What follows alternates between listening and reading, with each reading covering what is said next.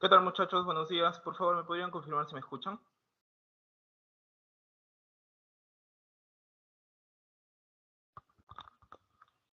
¿Qué tal, muchachos? Buenos días. ¿Me logran escuchar? Profesor, Buenos buenos días. días. ¿Se le escucha? Sí, sí, Buenos días. clarito, ¿no? Profesor. Ah, listo. ¿Qué tal, estimado? Buenos días. Primero darles la bienvenida, ¿sí? A este ciclo para que se preparen y logren ingresar a la universidad, ¿no? Antes de eso me presento. Mi nombre es Daniel Alcibiades Torrejón Maldonado. Yo soy titulado, soy licenciado en Biología Molecular por parte de en Genética y Biotecnología por parte de la Universidad Nacional Mayor de San Marcos, con estudios de posgrado en Biología Molecular, pasantías tanto a nivel nacional como internacional, y especializado más que todo en toxinología, ¿no? Molecular, bioquímica, trabajo más que todo con veneno de serpientes. Así que durante todas estas semanas que van a estar corriendo, cualquier consulta que tengan pueden colocar en el chat y voy a tener el tiempo. A ver, vamos a darnos un tiempito para poder responder cualquier consulta o duda, ¿ok? Vamos a pasar esto. Ahí está. Estimados, un momentito, por favor, para proyectar la pantalla.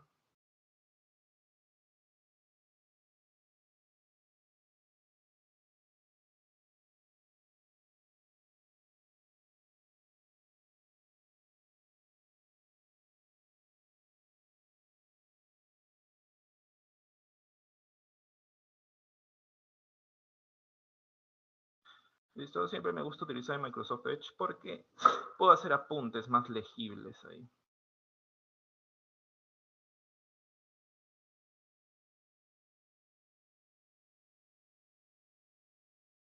Un momentito.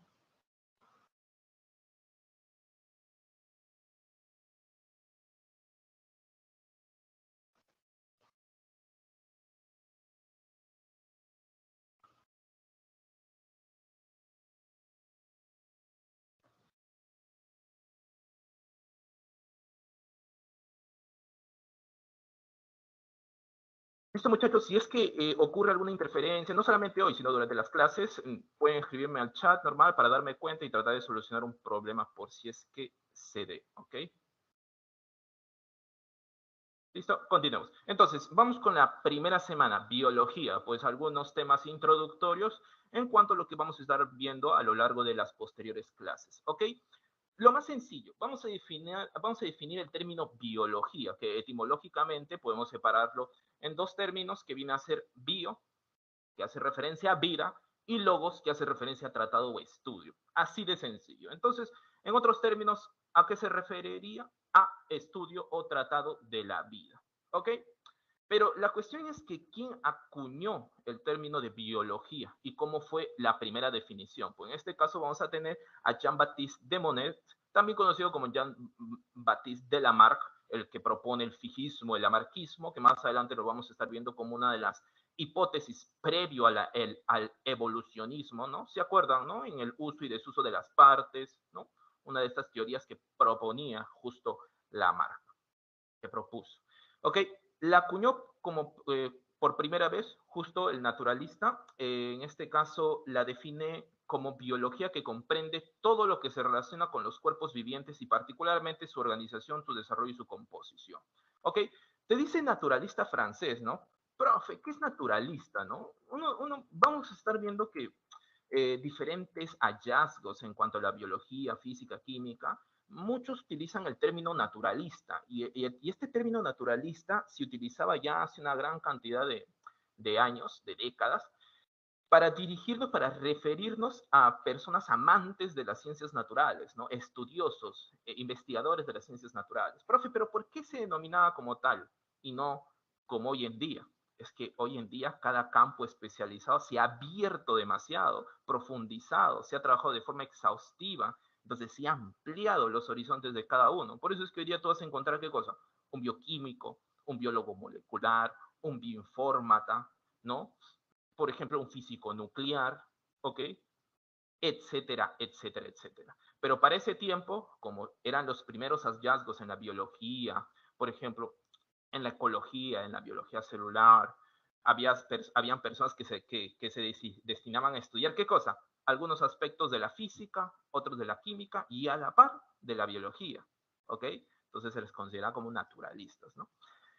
Entonces, vamos con los dominios de la biología. ¿Qué se referencia a dominios de la biología? Pues simplemente son las disciplinas, las ramas que se dividen en cuanto a la biología, ¿no? Por ejemplo, vamos a tener la bioquímica.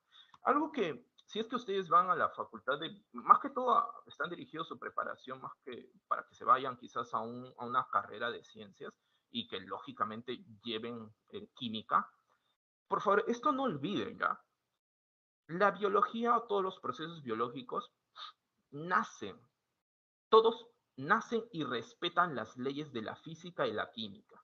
Por eso es indispensable que cuando lleves estos cursos y luego vayas a ver campos de la biología, pues los tengas muy bien en claro, ¿ok? Porque si nosotros hablamos de química, ustedes ya les han explicado, si es que todavía no han tenido esa clase, química orgánica, química inorgánica, ¿ok?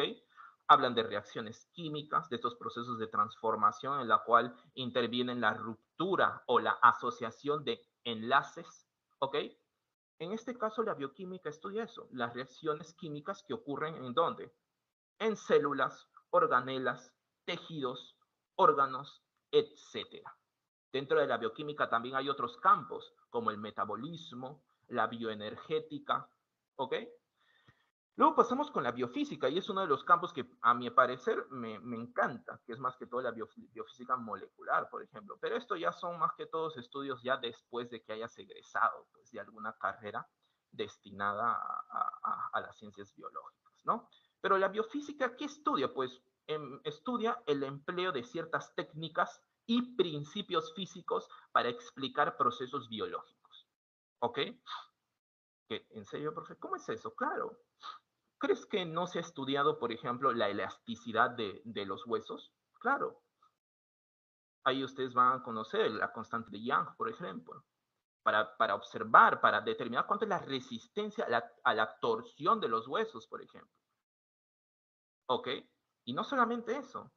Sí, en cuanto a la dirección de ciertos fluidos corporales o incluso al agua intersticial, al agua que se encuentra entre las células, para poder explicar eso, tenemos que tener en cuenta términos de qué? De presión, ¿ok? De fuerza, de tensión, entre otros. La misma tensión, las mismas fuerzas de comprensión que se ejercen cada vértebra en tu columna vertebral, lógicamente, también, también se estudia. ¿Ok? Eso es más que todo biofísica médica o biofísica clínica. ¿Listo? Luego pasamos con la biología celular. Profe, ¿qué estudio? Es sencillo. La biología de la célula. Anteriormente se denominaba como citología, pero ya diferentes hallazgos han aparecido y se ha ampliado y se ha propuesto que un término más adecuado viene a ser biología celular. Acá se estudian las células, sus funciones, sus partes, por ejemplo, organelas, ¿ok? Complejos supramacromoleculares, como los ribosomas. En organela vamos a tener el retículo endoplasmático liso, rugoso, lisosomas, glioxisomas, aparato de Golgi, vesículas. Luego vamos a tener el núcleo citoplasma. En biología celular se estudia el ciclo de vida, cómo una célula pasa por un buen tiempo desempeñando sus funciones y luego tiene que duplicar su material genético y luego la célula dividirse en dos. ¿Ok? Luego que también se estudia las diferenciaciones celulares. ¿Cómo es que tú tienes una neurona? Es totalmente distinta ¿a qué? A un hepatocito, a una célula del hígado.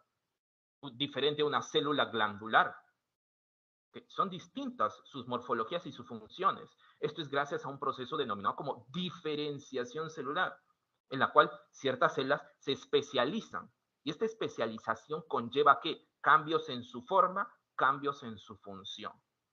¿Ok? Luego pasamos a la histología. Profe, ¿qué estudia? Los tejidos. ¿Ok?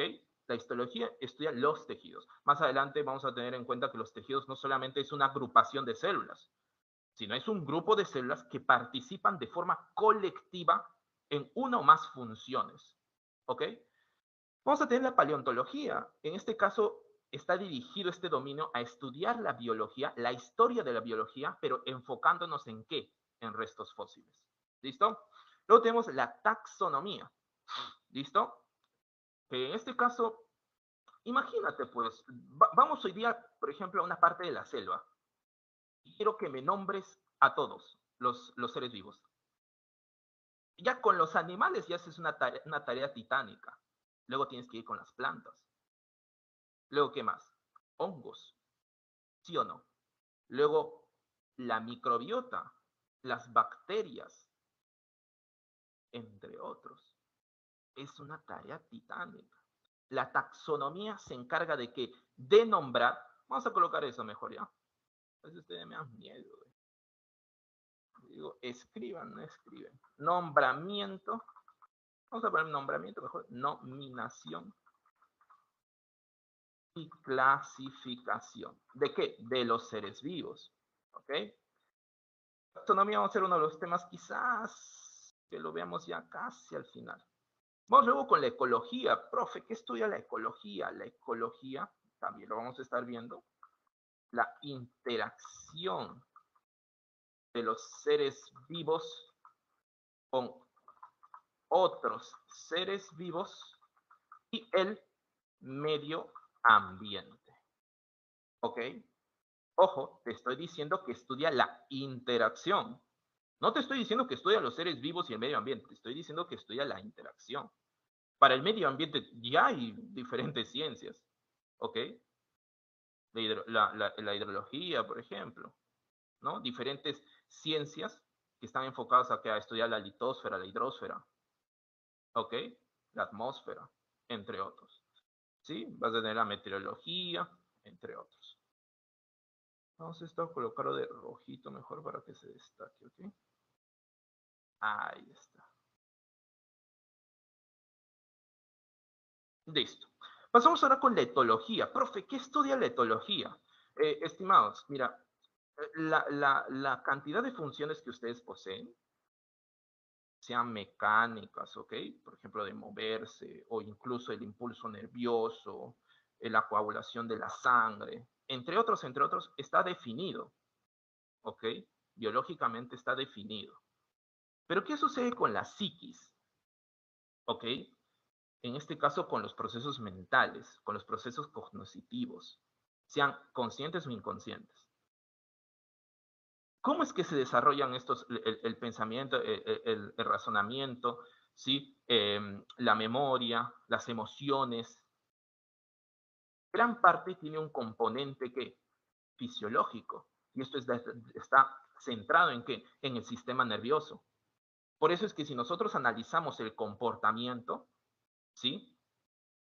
De los seres vivos, un componente que define a estos viene a ser de base biológica, de base fisiológica, por parte de su sistema nervioso. ¿Ok? Entonces, la etología se centra en estudiar qué cosa? El comportamiento de los seres vivos. ¿Listo? Pero puede ser en diferentes escalas. Puede ser in situ, o sea, en el lugar. O sea, ahorita tú te vas, por ejemplo, quiero ver el comportamiento de ciertas aves que van migrando a lo largo de toda la costa sudamericana, por ejemplo, y se quedan, por ejemplo, en los pantanos de Villa. Vas y analizas todo su comportamiento. ¿Qué cosa comen? ¿Ok? Si su hábito de consumo de alimento es diurno o nocturno, o sea, en la mañana o en la noche. ¿Cuánto es la constancia en la capacidad reproductora? ¿Ok? Si hay algún tipo de cortejo entre estas aves para luego se dé la cópula, ¿sí? Entre otros. ¿Ok? Si tienen alguna estrategia para consumir algún alimento, para huir de un depredador. ¿Listo? El estudio del comportamiento. Esto también puede, la etología también puede, a ver, estudio con comportamiento. También puede estar dirigido al estudio de comportamiento, pero a nivel experimental, o sea, en laboratorio, ¿no? También. Vamos con la genética, profe. Profe, ¿por qué yo me parezco más a mi papá? ¿O por qué a mi mamá? O en otros casos al vecino, ¿no? Pero quién sabe. ¿Ok? Eso es herencia. La herencia se refiere a, a esa transmisión de qué? De caracteres. Profe, ¿por qué tengo quizás mis rasgos, más que todo faciales, tus accidentes faciales, ¿no? El color de ojos, el tipo de cabello es más similar, por ejemplo, al padre. Y otros rasgos similares a la madre. Estos rasgos son heredados, son transmitidos por el padre y la madre. Profe, pero ¿por qué no son iguales? Es que ahí hay algo importante. Es que tus caracteres, tus rasgos, que cuando llevemos genética lo vas a conocer como fenotipo, está determinado por los genes que has heredado y por el ambiente. ¿Ok? Por eso es que cuando evalúan, por ejemplo, a dos gemelos, tienen el mismo conjunto de genes, todo, pero con el paso del tiempo, uno quizás es más expuesto a enfermedades y otro no. ¿Y es por qué? Por sus hábitos, por su estilo de vida. El ambiente, pese a ambos tener los mismos genes, la misma carga de información genética, uno pues tiene rasgos un poco distintos al otro debido a componentes del medio ambiente, su estilo de vida, por ejemplo, ¿no? ¿Qué estudia la genética? Estudia los patrones de herencia, ¿no? Ahí está. Continuamos. Vamos con la virología, la bacteriología, la protozoología, la micología, botánica y zoología, que estudian respectivamente a qué? Sencillo, pues, ¿no? Virus, bacterias, protozoos o protozoarios o protistas. Micología, hongos, plantas, animales. ¿Ok? Sencillo. Profe, ¿qué estudia la evolución? La evolución estudia la evolución biológica. ¿Okay? El término evolución tiene diferentes acepciones dependiendo del campo de estudio. ¿Ok? Por ejemplo, en lenguaje también se utiliza el término evolución. En parte en matemáticas también, el término evolución. Pero cuando nos referimos a biología, ya tenemos que tener de forma tácita, implícita, que cuando hablamos de evolución se refiere a la evolución biológica. Profe, ¿pero qué es eso? Es cambios, es la modificación de características que pueden ser de función, de forma, de comportamiento, ¿ok? Pero a lo largo, vamos a poner, en largos periodos de tiempo, ¿ok?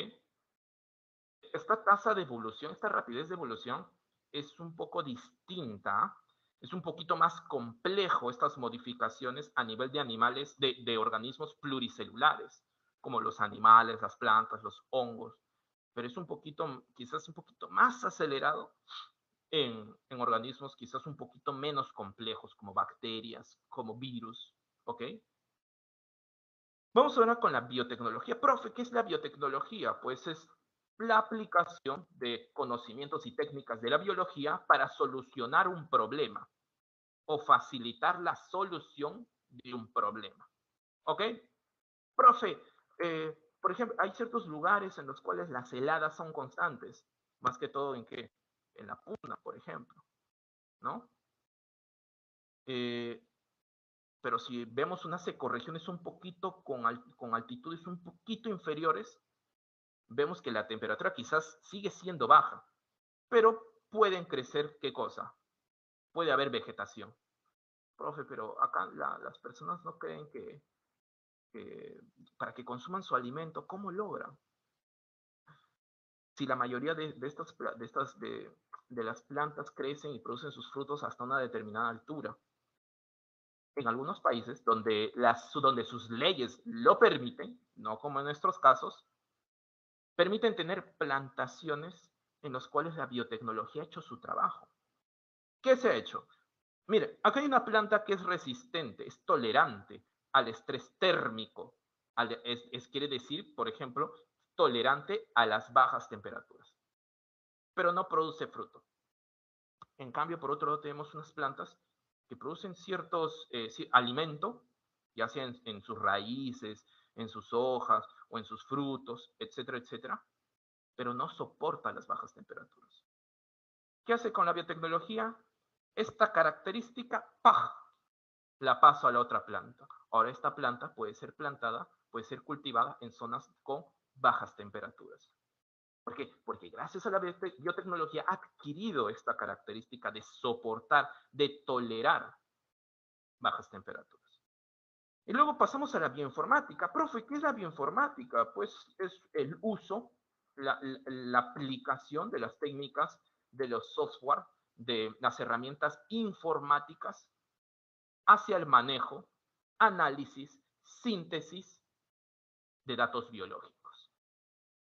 Y tanto así, profe, créeme que los datos biológicos con estos últimos 40 años ha crecido de forma exponencial, de una forma muy exponencial, que es tanta cantidad de data que para poder resumirla, agruparla, sintetizarla, analizarla, se necesitan herramientas informáticas. Y tú ya sabes que la informática es, en este caso, eh, clásica, por decirlo así, en el hecho de trabajar con gran cantidad de base de datos. Aquí yo adicionaría la bioestadística también, porque a veces cuando uno reporta resultados de algún descubrimiento, de alguna investigación, tiene que darle ese soporte significativo. Y para eso, ¿qué utilizan? La bioestadística. Aplicar las herramientas estadísticas al campo de la biología. ¿Ok? Pues estamos ahora con las características de los seres vivos. Y esta es una pregunta clásica que hasta ahorita recuerdo que se nos daba a nosotros en un curso, que ya ahorita ya no hay. Se denomina tópicos de biología. ¿Ok? Entrábamos al curso, yo recuerdo, y una de las preguntas era, ¿qué es un ser vivo? ¿Qué es un ser vivo? Todos volaban. Todos volaban. ¿Por qué? Porque definir un ser vivo es difícil. ¿Sabes qué es más fácil? Definir las características que definen a un ser vivo, que determinan a un ser vivo. ¿Ok? ¿Y cuáles son esas? Las de acá, estimados. Vamos con movimiento. El movimiento. Todos los seres vivos se mueven. Ojo, no te estoy diciendo moverse, no te estoy diciendo desplazarse. Todos. ¿Ok? Miren, los seres vivos pueden ser analizados desde el punto de vista matemático, físico, químico. Porque los seres vivos en estos campos son tomados como qué? Como sistemas. ¿Ok? Como sistemas en los cuales se permite quizás un ingreso y salida de materia, un ingreso y salida de energía. ¿Ok? Vamos a tener acá en cuenta. El movimiento. ¿Listo? Un animal. Estás viendo que comienza a correr, se está moviendo. En este caso se está desplazando. Una serpiente se está reptando, se está arrastrando, se está moviendo. Una bacteria, cuando detecta una concentración de alguna sustancia, de un alimento que necesita, la bacteria va a comenzar a moverse. ¿Ok? Una célula cancerígena desplazándose hacia otro lado mediante este proceso conocido como metástasis. Se mueve. Es vida. ¿Ok? Plantas, por la acción del aire, se mueven. Su propio sistema circulante, ¿sí? Este fluido que permite que las sustancias se transporten alrededor de toda la planta, conocido como savia bruta y savia elaborada, que lo vas a ver justo en las próximas clases, es movimiento. ¿Ok? Entonces, característica típica de los seres vivos, el movimiento. Vamos con la irritabilidad y la... No, eso después, ¿ya? Porque esto es una de las cositas que siempre le explico al final porque muchos se confunden. Vamos a resaltar. Ahí está. Vamos con reproducción. Profe, la reproducción, ¿qué es la reproducción? La reproducción es una finalidad. Si lo tomamos de punto filosófico, como algunos dicen, la reproducción es una finalidad de los seres vivos a perpetuarse. ¿Qué quiere decir? De persistir en el tiempo. ¿Ok? ¿Cómo van a persistir en el tiempo? Como te dije, todo ser vivo puede ser considerado o estudiado como un sistema. Una máquina es un sistema, un conjunto de partes en la cual realizan determinadas funciones. ¿Qué sucede con una máquina? Se puede descomponer con el paso del tiempo. ¿Y qué haces? Utilizas una nueva. Lo mismo es con los seres vivos. Tu eficiencia, tu salud no es para siempre. Con el paso del tiempo te va perjudicando. Pero para que la especie siga persistiendo, ¿qué hace? Reproducción. Crean copias de sí mismas. ¿Ok? Eso es la reproducción. La producción de copias, ¿sí? de individuos de una misma especie. ¿Ok? Vamos a tener dos tipos, la sexual y la asexual. Vamos a tener ya un temita de reproducción para que comprendas un poquito las diferencias, pero ahorita considera que la reproducción sexual, una gran ventaja es que produce variabilidad genética. Y la sexual no, pero la asexual permite una gran cantidad de descendientes. ¿Ok? ¿Listo? Pasamos ahora con el metabolismo. Profe, ¿qué es el metabolismo? Sencillo, y esto mejor te lo defino porque muchos se olvidan. Conjunto de reacciones bioquímicas. ¿Ok? Son 10 y 30. Creo que sí nos da tiempo para explicarte mejor esto. A ver, vamos a ver. Atento, ¿ya? Atento, atento. Por favor, atento, no vueles. Cuando tú consumes un pedazo de carne, digamos, hay una gran cantidad de proteína, ¿sí o no? Pero ¿por qué tú te alimentas? ¿Por qué consumes? Pues porque tienes hambre. No, pues es un mecanismo que en el paso de la evolución ha hecho que tu mismo organismo, eh, tu mismo organismo te diga que tienes hambre. ¿Para qué? Para que consumas alimento y puedas subsistir. Tú consumes alimento para que te nutras. La nutrición, vamos a estar viendo más adelante, que hace referencia a la incorporación de sustancias, de moléculas, con varias finalidades. Reparar, mantener, crecer y desarrollar las partes de un ser vivo. ¿Ok? Cuando tú consumes este pedazo de carne que contiene una gran cantidad de proteínas, ¿qué sucede? Ingresa a tu boca, va pasando por todo el tracto gastrointestinal hasta que llega al estómago y parte del intestino, y estas proteínas se degradan, son destruidas. ¿Sabes cómo se denomina eso? Catabolismo. Cata, prefijo, hace referencia a la destrucción. Estas proteínas, que son grandes, cada proteína, eso lo vamos a ver al final de la clase, una proteína viene a ser moléculas pequeñitas denominadas aminoácidos. Un conjunto de aminoácidos concatenados entre sí, en fila, hacen una proteína. ¿Ok? Pero tu cuerpo las destruye. Pero, profe, ¿por qué las destruye? Eso se denomina, acuérdate, catabolismo. ¿Sí? Las reacciones bioquímicas que implican la destrucción de una molécula compleja hasta moléculas simples, es decir, más pequeñas, eso es catabolismo. Pero cuando tú ya has destruido esas proteínas y ahora son aminoácidos, sus bloques de construcción, sus ladrillos, ¿sabes qué hace tu intestino? Los absorbe. ¿Y sabes a dónde los lleva? A todo tu cuerpo. Y, profe, ¿para qué hace eso? Para que haga anabolismo.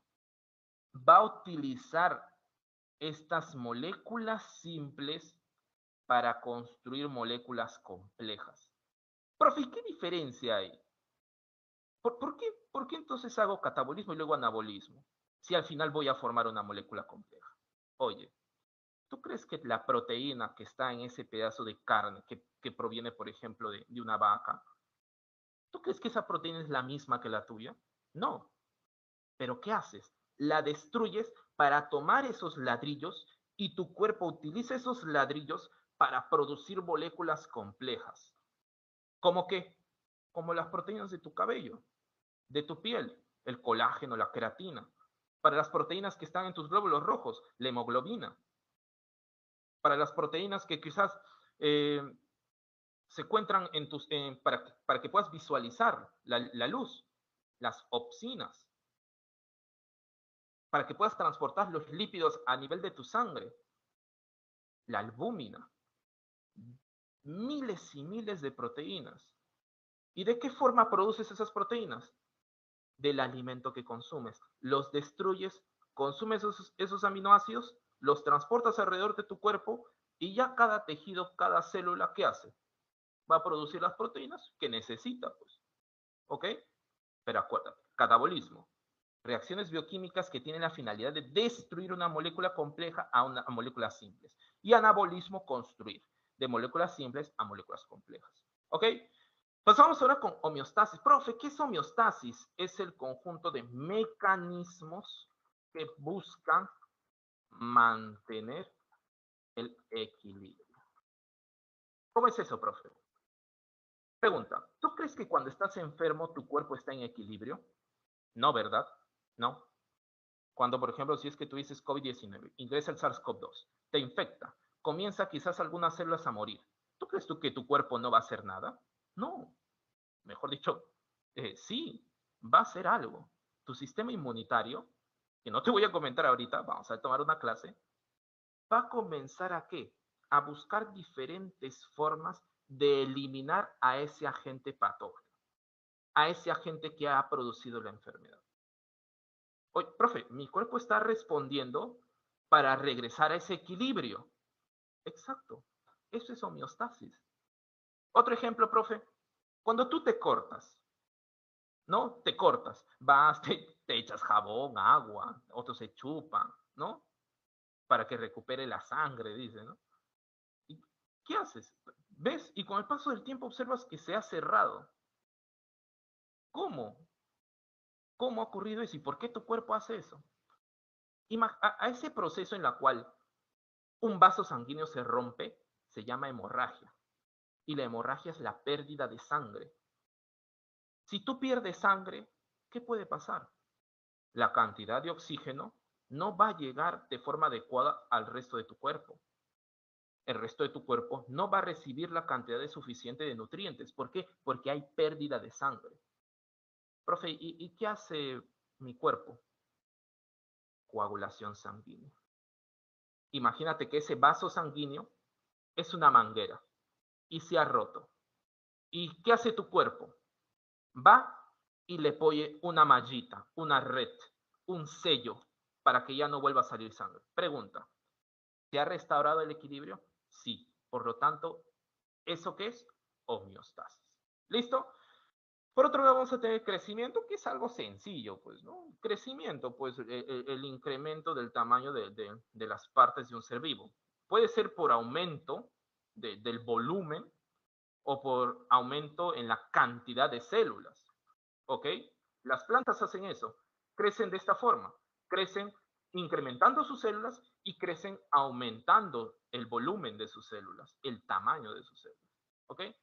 Luego pasamos a la adaptación, y la cual muchos se confunden. La adaptación es un proceso largo, ¿ok? Que toma la misma cantidad de tiempo que la evolución, porque muchos confunden la adaptación con la aclimatación, ¿ok? Por ejemplo, tú tienes un reptil, el cual eh, vamos a observar que su temperatura corporal depende de la temperatura del ambiente. A veces estos reptiles están bajo la luz del sol nada más. ¿Para qué? Para que se caliente. Pero en un momento en el cual dicen, uy, ya es demasiado, ¿ah? ¿Qué van? Van bajo la sombra o se meten al agua para reducir su temperatura. ¿Eso es adaptación? Eso es aclimatación. Esta respuesta rápida de adaptarse al medio ambiente, rápida, eso es aclimatarse. Pero la adaptación biológica es un proceso que lleva muchos años, como la evolución. Mira acá. Mira, esto acá que tú ves es un insecto. Y por otro lado, acá también. ¿Ves el proceso de camuflaje, de mimetismo? ¿Tú crees que esto fue de la noche a la mañana? No, llevó una gran cantidad de años. Pero eso que le permitió adaptarse a las circunstancias del medio ambiente para poder evadir ciertos depredadores. ¿Ok? Y otra cosa, que lo hace muy rico a la biología y por la cual hay una gran cantidad de investigaciones, de estudios, es su organización compleja y específica. Imagínate la composición, la complejidad Cuando me refiero a complejidad, me refiero a la cantidad de tipos de moléculas que posee algo. Si tú comparas una piedra, yo sé, la piedra va a tener diferentes sales, ¿ok? Diferentes. Pero no es tan complejo como un ser vivo. Los seres vivos tienen una gran diversidad de moléculas que entre sí comienzan a transformarse en otras. Puede tener millones de moléculas, tipos de moléculas. En cambio, una piedra, una roca o incluso el suelo, cientos de moléculas, pero no tan diversas como los seres vivos. ¿Ok? La cantidad de reacciones bioquímicas que ocurren son inmensas. ¿Listo? Y esto es gracias a que a la organización específica, organización compleja. Pero ¿qué tiene que referirse eso, profe? Un sistema es más complejo mientras que tenga una mayor cantidad de partes distintas. Las partes, por ejemplo, del suelo, tú lo divides en diferentes capas, ¿no? De un ser vivo, por ejemplo, del humano. ¿Qué tienes? Tienes diferentes órganos, varios órganos. De cada órgano, varios tejidos. De cada tejido, diferentes células. ¿Observas esta organización compleja y específica? ¿Listo? Y por último, vamos con la irritabilidad y la coordinación. Profe, ¿qué es la irritabilidad? Es la capacidad de responder a un estímulo. Profe, la coordinación es cómo se regula esa respuesta frente a dicho estímulo. Profe, ejemplo. Mira, cuando tú te pinchas, como observas acá en la imagen, con una espina de una flor, ¿qué haces? Automáticamente sacas, ¿no? Tu mano. O cuando tienes hambre y dices, ¿no? Vas a la cocina, están cocinando, ¿y qué haces? Levantas la olla y has levantado por el lado que da hacia tu cara. En ese momento que todo el calor se te viene y te vas, ¿no? Y ¡pum! Tumbas la tapa. ¿No? ¿Qué pasó? ¿Por qué no te quedaste ahí, ¿no? Mientras que todo el calor recibías. ¿Por qué? Respondes a dicho estímulo. Dicho estímulo sabe que puede ocasionar algún daño a tu cuerpo. Pero, profe, o sea, yo ya sé que la irritabilidad es eso, responder a dicho estímulo. Pero ese estímulo no es de la nada, supongo, está regulado, está controlado, ¿no? Exacto.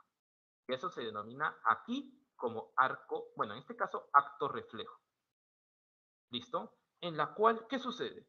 Tú posees ciertos nervios sensitivos, o sea, nervios que permiten captar señales, estímulos, y estos van dirigidos no a tu encéfalo, no a tu cerebro, sino a tu médula espinal, que está recubierta por tu columna vertebral. Y este mecanismo es tan rápido, ¿sí? Porque, ¿qué sucede? Estos nervios sensitivos transmiten la señal sin necesidad de ir al cerebro y automáticamente nervios motores van a ejecutar una respuesta. Todo este proceso en la cual llega una señal a través de los nervios sensitivos, va a tu médula espinal inmediatamente dirige una señal para que retires tu mano mediante la contracción de tus músculos. Eso es la regulación de la respuesta y eso se define como coordinación. Profe, otro ejemplo, no he entendido.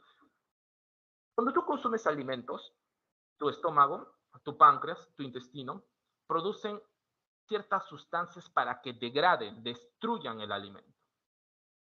¿Tú crees que siempre se produce esto? ¿Tú crees que siempre se producen estas sustancias para degradar el alimento? No, para nada. ¿Cuál es la respuesta? La producción de estas sustancias. El estímulo es el ingreso de alimento. La respuesta es la producción de estas sustancias para que degrade el alimento. Pero esta respuesta está controlada. ¿Por quién? Por el sistema endocrino. Hay ciertas hormonas que comienzan a irrigarse por tu sangre, llegan a tu estómago, a tu intestinos y les dice, oye, comienza a producir estas sustancias que degradan el alimento. ¿Te estás dando cuenta? Irritabilidad y coordinación. Ahora sí pasamos al siguiente, con los niveles de organización de los seres vivos, desde lo menos complejo hasta lo más complejo. Estas partes no voy a entrar en tantos detalles porque tú ya lo sabes, pues, estimado. ¿Ok? Esta vas a llevar física, química. Atómico, nivel de los elementos de la tabla periódica, que me imagino que ya lo sabes, ¿no? Ya te sabrás al menos el 40% ahorita, ¿no? Luego pasamos al molecular, que vienen a ser átomos enlazados, ¿ok?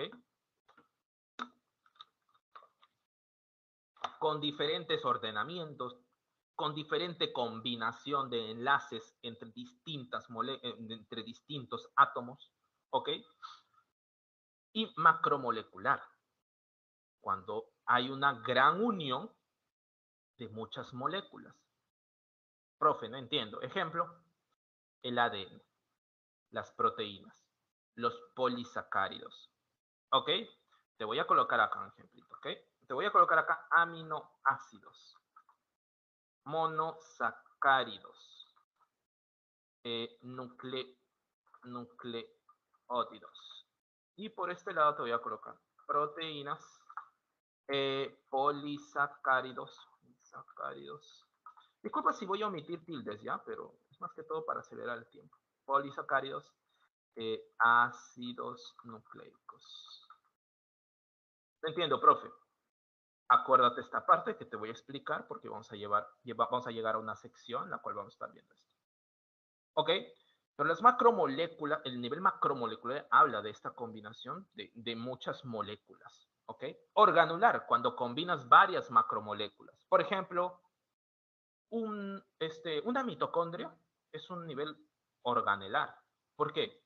Porque una mitocondria se compone de una membrana, que son lípidos, de polisacáridos, de ácidos nucleicos y de proteínas, o sea, un conjunto de macromoléculas. Y los complejos supramacromoleculares es en la cual ya, pues, en este caso, agrupa varias organelas. ¿Listo? Sigan. Ah, no. Este es al revés. Disculpen, estimados.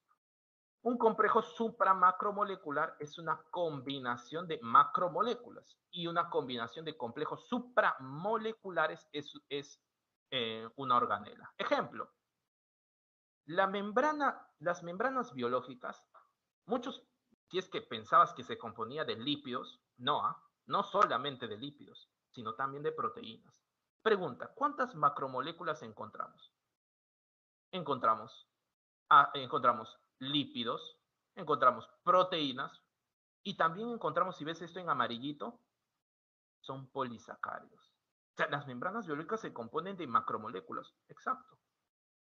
¿Qué tiene una mitocondria? Tiene su membrana biológica, que es un complejo supramolecular, posee sus ribosomas, que es un complejo supramolecular. O sea, es una combinación de complejos. ¿Listo? Y luego pasamos al nivel celular, en la cual agrupa varias organelas. Retículo endoplasmático, liso, rugoso, lisosomas, glioxisomas, vacuolas, ¿ok? Mitocondrias, cloroplastos o en general plastidios, entre otros. Tisular, a nivel de tejidos, ¿ok? O nivel histológico también, ¿no?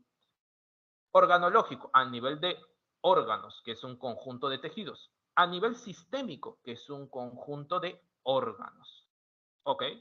Individual, un conjunto de sistemas, ¿no? Por ejemplo, el sistema digestivo se compone de ¿qué órganos? Del páncreas, ¿ok? En parte del hígado, el estómago, el intestino grueso y delgado, ¿ok?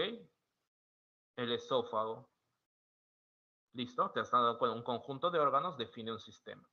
Individual, un conjunto de sistemas, sistema endocrino, sistema respiratorio, sistema digestivo, sistema excretor, entre otros. Y luego pasamos a población, que población, ojo, es un conjunto de individuos de la misma, te pongo así mayúscula, ¿ya? Misma especie. Profe, comunidad, conjunto de poblaciones. Eso quiere decir conjunto de individuos de diferentes especies. Profe, ecosistemas, conjunto de comunidades. ¿Ok? Pero falta algo más. Medio ambiente. ¿Ok? Todos estos niveles que te he comentado, todos son por una complejidad mayor, de forma jerárquica. Uno es superior al otro, al otro, al otro, al otro. ¿Ok? Pero la ecosfera y la biosfera no. No son niveles en los cuales uno es superior a otro.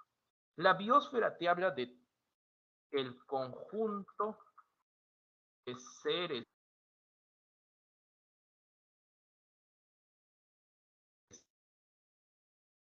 en el planeta. ¿Ok? Y la ecosfera es el conjunto de ecosistemas totales en la Tierra. ¿Ok? ¿Listo? Sencillísimo, ¿no?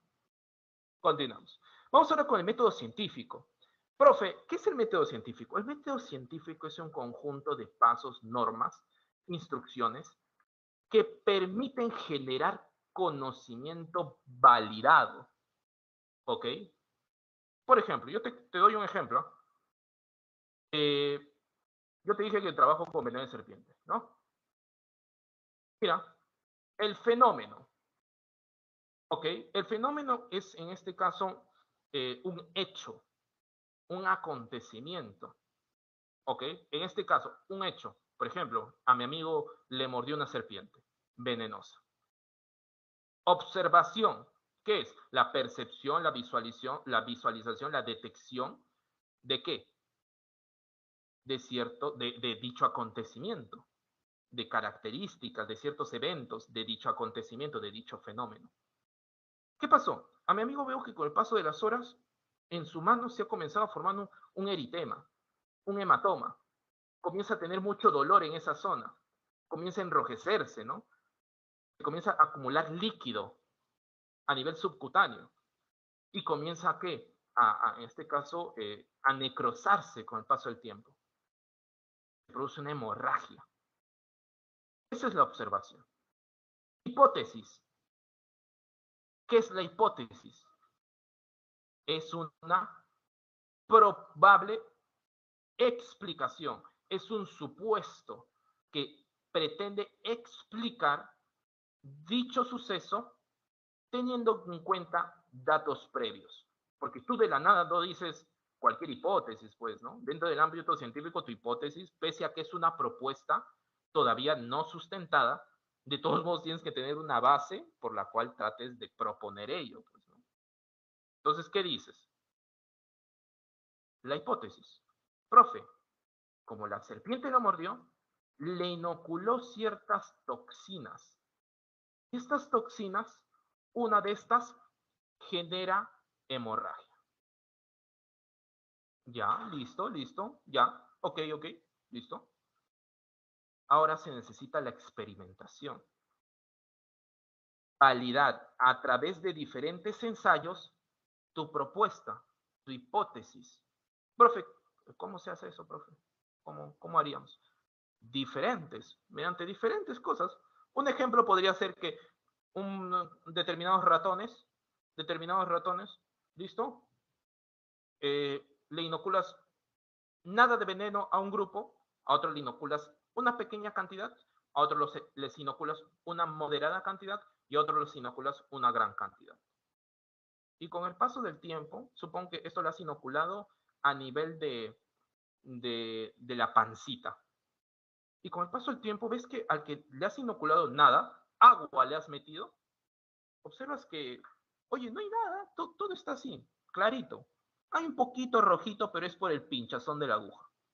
Al siguiente observas que al que le has inoculado un poquito de veneno, oye, se está formando como un halo, como una circunferencia, como una pequeña extensión roja que simula la ruptura de vasos sanguíneos.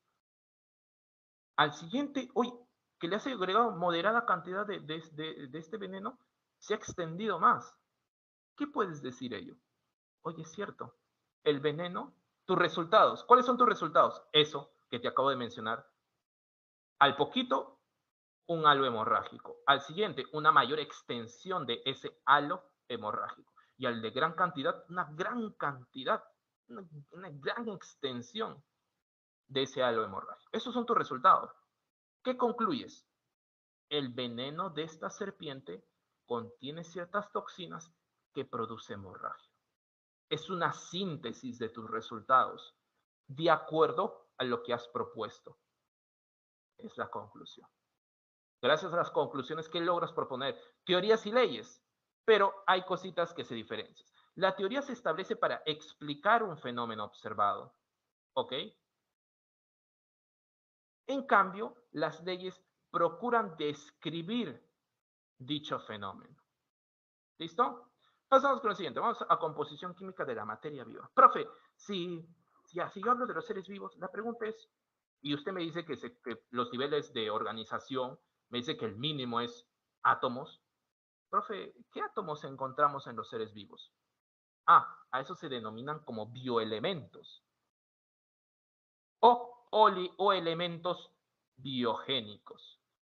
Pero ojo, cuando yo te hablo de bioelementos o elementos biogénicos, yo te hablo de átomos, ¿sí? De elementos que componen la materia viva, componen un ser vivo, pero que tienen una función, pues. Si tú encuentras que, digamos, plomo en un ser vivo, ¿tú crees que tiene una función ahí? No. Es más que todo, ¿por qué? Por una intoxicación. ¿Ok? Yo te hablo de elementos, átomos, pero que cumplen algún rol. ¿Listo? ¿Qué nos dice? ¿Qué encontramos? Son aquellos elementos químicos que forman parte de los seres vivos. Se puede clasificar, pero dependiendo a su abundancia, no a su importancia, ¿ok? Sino a su abundancia. Vamos a tener tres. Vamos a tener a los bioelementos primarios o principales, el conocido CHON, que es carbono, hidrógeno, oxígeno, nitrógeno. Luego tenemos a los bioelementos secundarios en una menor proporción, ¿no? Una menor cantidad. Si los bioelementos primarios o principales abarcan quizás el 99%, los bioelementos secundarios estarán abarcando ¿cuánto? Quizás el 0.8%. Y el resto, los oligoelementos. En los bioelementos secundarios vamos a encontrar qué cosa? Calcio, ¿sí? Fósforo, potasio, azufre, sodio, magnesio, cloro, hierro. Y en los oligoelementos, profe, no sé, manganeso, yodo, cobre, cobalto, zinc, flúor, molibdeno, selenio, cromo. Profe, hay flúor, hay selenio, hay cromo en los seres vivos, claro. ¿Tus dientes?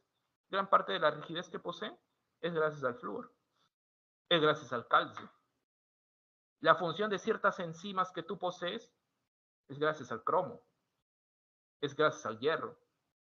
La contracción de tus músculos y el impulso nervioso es gracias, por ejemplo, al magnesio, es gracias al cloro, al sodio, al potasio, al calcio. ¿Ok? El adecuado funcionamiento de tu tiroides es gracias al yodo, porque estas hormonas que se producen en la tiroides se componen una partecita de yodo. ¿Ok? Pasamos con el siguiente, entonces. Vamos a pasar a las biomoléculas inorgánicas. Ojo, no te estoy hablando de bioelementos, aquí ya te estoy hablando de biomoléculas, o sea, moléculas que encontramos con mayor abundancia en los seres vivos. Y lógicamente el bioelemento que vamos, en la biomolécula inorgánica, ojo, te estoy hablando inorgánica. Estas biomoléculas inorgánicas también se pueden llamar como principios inmediatos inorgánicos. ¿Ok? Lógicamente, la biomolécula inorgánica más abundante en un ser vivo, en todos los seres vivos, es el agua, pues. ¿Y debido a qué propiedades? Gracias a que es un solvente universal. ¿Ok? ¿Por qué? Porque puede solubilizar muchas moléculas, la gran cantidad de moléculas. ¿Ok?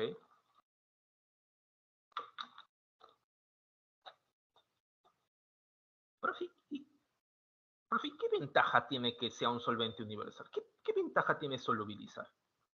Te voy a comentar algo, ¿ya? Que las reacciones bioquímicas ocurren de una mejor forma en soluciones. O sea, cuando los solutos están en un medio líquido. ¿Ok? Se facilita mucho las reacciones bioquímicas. ¿Listo? ¿Por qué? Porque en un medio líquido te puedes encontrar uno con otro, luego otro con otro, de forma sólida, ¿no? ¿Ok?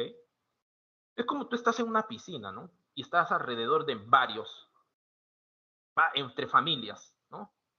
Hoy tú conversas con uno, luego conversas con otro. Si quieres conversar con otro, ¿qué haces? Te desplazas a otro, puedes conversar con otro, luego jugar con otro. Más sencillo, ¿no? Luego, ¿qué pasamos? Vamos a ver función mecánica amortiguadora. Yo recuerdo cuando una vez estaba jugando fútbol, fui changuero en esas épocas, y recuerdo que un momento me hicieron un foul, ¿no? En la cual estaba justo ahí, justo cuando me estaba cayendo, ¿qué sucede? Habían agarrado el brazo y lo más común es que primero caigan, ¿qué cosa? Tus manos, ¿no? Primero lo que cayó en mí fue mi rodilla. ¿Y qué eso pasó con el tiempo? Se comenzó a hinchar demasiado porque se había liberado algo que hace que tus huesos en los extremos poseen como no te hagas, tú lo has comido en tu pollo, en tu pollito, ¿no? Cuando vas y comienzas a comer, ¿no? ¿Qué le dicen? Colágeno. Pero ¿eso qué es? Eso es cartílago. Tus huesos largos, la mayoría de huesos largos, está cubierto en los extremos por este cartílago. ¿Ok? ¿Esto qué facilita? Que durante el movimiento, este roce que haya no genere fricción, por lo tanto no genere un desgaste. Pero no es suficiente con eso, ¿eh? ¿Qué más se necesita? Un líquido, que es ese líquido que te comento que se liberó, denominado líquido sinovial, que lo que permite es lubricar y de esta forma ejercer una función mecánica amortiguadora para evitar qué cosa? El rozamiento de estos cartílagos. O sea, función mecánica amortiguadora. ¿Listo? Pasamos ahora a ser medio de transporte. Es lógico, pues, ¿no? Es facilísimo. En las plantas, la savia elaborada y la savia bruta son logradas transportadas a través de qué? De agua, pues. ¿Ok? En tu caso, en nuestro caso, el oxígeno, las proteínas de la sangre, las células de la sangre, gracias a qué son transportadas al agua. Mecanismo de transporte. ¿Listo? Alto calor específico. Profe, ¿qué es eso? Alto calor específico. Te daría la definición formal, ¿ya? Pero quiero que entiendas, ¿ok? ¿Qué sucede con el alto calor específico? Para que una molécula de agua le subas la temperatura, necesitas entregarle una gran cantidad de energía, en este caso calor. El alto calor específico, tú sabes que el agua puede cambiarnos sólido, líquido, gaseoso.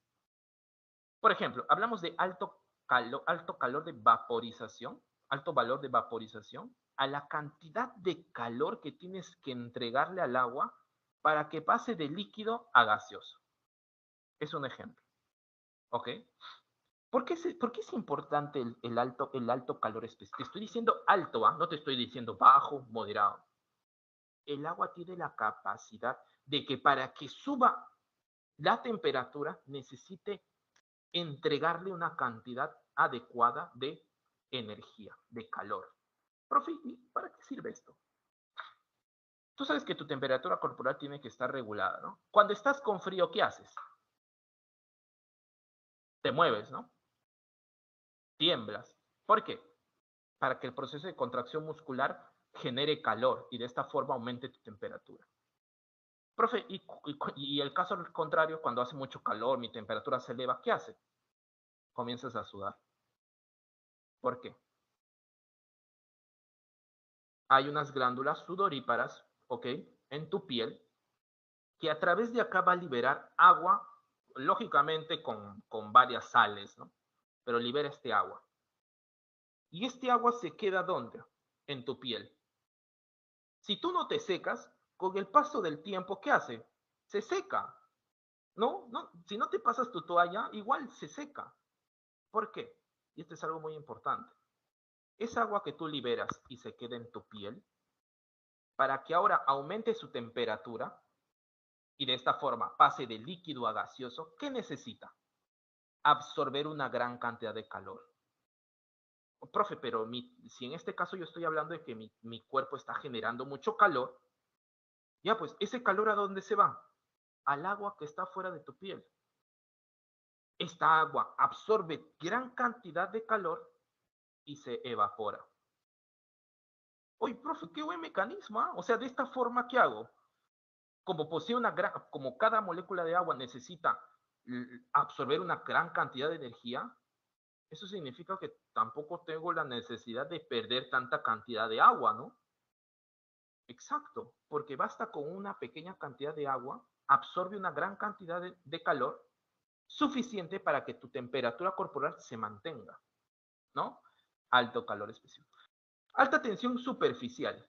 La alta tensión superficial viene a ser a la gran cantidad de fuerza que necesitas para disociar a las moléculas de agua. Más adelante vamos a ver los enlaces puente de hidrógeno, que vienen a ser un tipo de fuerza de atracción entre las moléculas de agua, que son fuertes, ¿ok? Y para romper esta unión se necesita una fuerza, ¿no? Pero esta fuerza debe ser alta a comparación de la unión de otros tipos de moléculas. Por eso se denomina como alta tensión superficial. Por eso es que tú ves un insecto acá, ¿no? Con sus patitas, ejerce presión. Oye, pero ¿por qué no se hunde? Porque esta cantidad de fuerza, de tensión, no supera a la tensión necesaria para que estas moléculas se rompan. ¿Ok?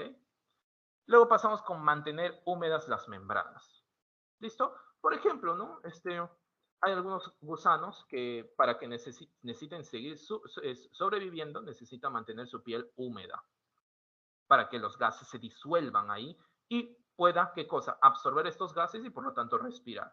Mantener húmedas las membranas. Continuemos. Vamos ahora con las sales minerales. Profe, ¿qué función tienen las sales minerales? Mira, por ejemplo, vamos a verla ahora. ¿Alguna pregunta? No.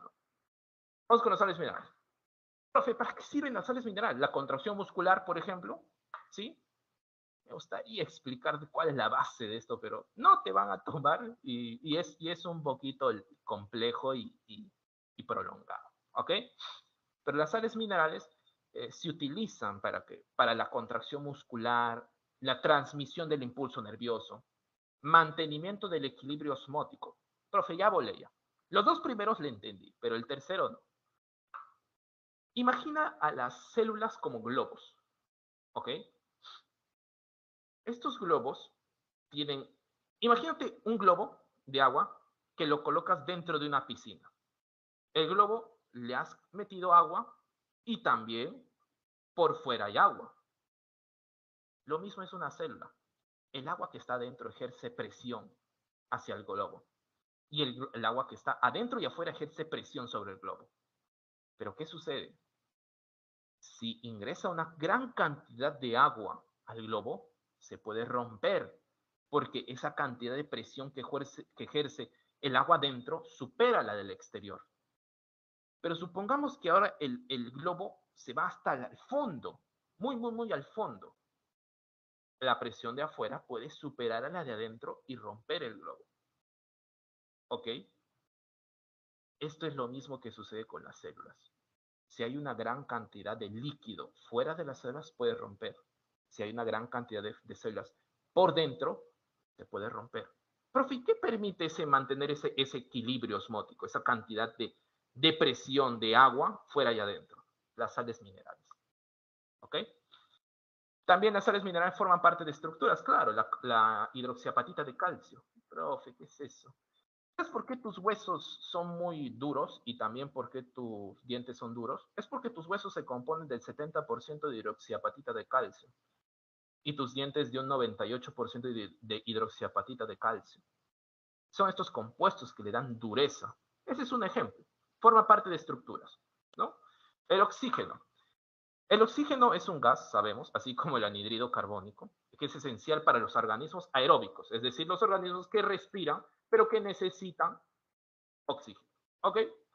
Y es el aceptor final de hidrógenos o protones, ¿ok? Esto se puede decir como protones en la respiración celular. No te preocupes, acuérdate esto por favor, porque cuando veamos respiración, ya vas a saber por qué se le dice como el aceptor final de protones. El anhídrido carbónico es un gas respiratorio importante en la fotosíntesis como fuente de carbono. Exacto, porque la fotosíntesis, ¿qué viene a ser? La síntesis, por algo se llama así, de materia orgánica, aprovechando la energía luminosa. Por eso se denomina fotosíntesis. Profe, pero si yo produzco materia orgánica, yo necesito, y según lo que me han explicado en química, la química orgánica, el principal elemento es el carbono. Ok, si la fotosíntesis significa sintetizar materia orgánica, de algún lado tengo que traer carbono. ¿De dónde es esa fuente? Ese recurso, ¿de dónde proviene? Del anhídrido carbónico en las plantas. Y es responsable del efecto invernadero. ¿Ok?